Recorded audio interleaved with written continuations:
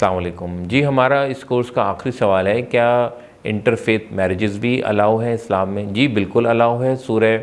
5 کی آیت نمبر 5 ہے، جس میں اللہ تعالیٰ فرماتے ہیں الیوم احل لکم الطیبات، آج کے دن تمہارے لیے اہل کتاب کا کھانا حلال کر دیا گیا ہے اور اہل کتاب کے لیے تمہارا کھانا حلال کر دیا گیا ہے۔ وطعام الذین اوتوا الکتاب حل لکم وطعامکم حل لہم والمحصنات من المؤمنات والمحصنات من الذین اوتوا الکتاب، اور مومنوں کی پاک دامن عورتیں تمہارے لیے حلال کر دی گئی ہیں اور تمہارے لیے اہل کتاب کی پاک دامن عورتیں حلال کر دی گئی ہیں، یعنی انٹرفیتھ میرجز میں بھی کوئی حرج نہیں ہے۔ تو اس آیت کے اندر اللہ تعالیٰ نے یعنی یہی فرمایا، کیونکہ لوگ بہت کانشیس ہوتے ہیں کہ ہم ان کے ساتھ کھانا کھائیں یا نہ کھائیں، یا شادی کریں نہ کریں، تو اللہ تعالیٰ نے ایک ہی آیت میں دونوں باتوں کا